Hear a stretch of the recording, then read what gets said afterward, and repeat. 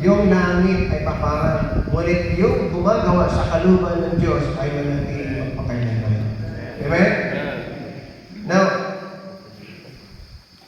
alam niyo, kung tayo po ay magkaroon po ng hangarin, ako'y naniwala po, napahalaga ho na ang ating hangarin ay walang iba kundi mga bagay na mayroon pong internal value.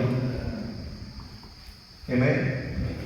Yung ika ngay maging great ka, hindi ho sa pananaw ng tao, kundi sa pananaw ng Diyos. Maging great ka, hindi ho sa pamaraan ng makamundong bagay, kundi ho sa pamaraan ng Panginoon. Maging great ka, hindi ho sa iyong kagustuhan, kundi ayon sa kalooban ng Panginoon. Di ba? Now, nais ko lamang po magbigay sa inyo po ng dalawang bagay na masabi natin sa buhay po natin ay meron tayong maiwan po na isang kwento sa buhay po natin. Ang unang bagay na nais ko po na ating passionate po sa verse 4, ang sabi po dyan, and the king took with Gehazi, the servant of the man of God, saying, tell me, I pray thee, all the great things that Elisha had done. Ibig sabihin, ito pong hari nito, nais niya pong malaman the most exciting and the most memorable of the most blessed ministry of Elisha.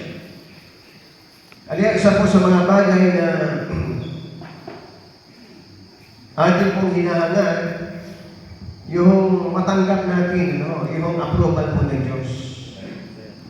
At wala nang ibang paraan na tayo po ay maging approved sa harapan ng Panginoon, kundi yung tayo po ay maging matapat. Kaya ako'y naniwala na tayo po bilang lingkod ng Diyos at pinagkatiwalaan, ang tanging bagay na masabi natin na tayo po ay magkaroon po ng isang magandang kwento sa buhay kung tayo ay may katapatan sa ating paglilingkod po sa Panginoon. Amen? Now, for us to have a good and blessed memories, it requires experience. Diba?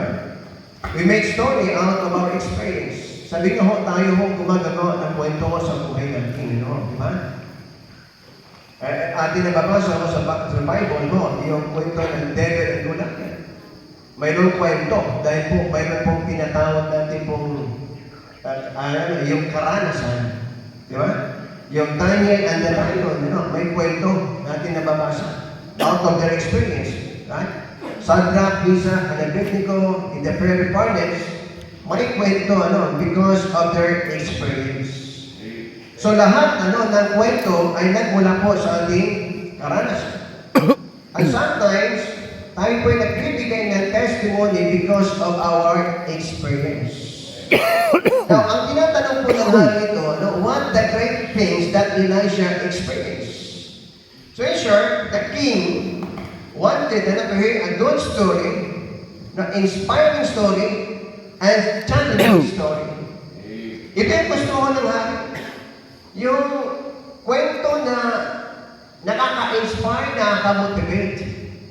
Ako'y naniwala tayo, gusto natin, pag tayo po nagpasa po ng mga libro, di ba? Gusto natin yung kwento, sa ganitong life biography po ng isang kinikilala natin na talaga mag-motivate po, mag-inspire po sa ating buhay. Ang tanong mo, sa atin, yung buhay ba natin ay nakaka-inspired? Yung buhay ba natin ay nakaka-challenge?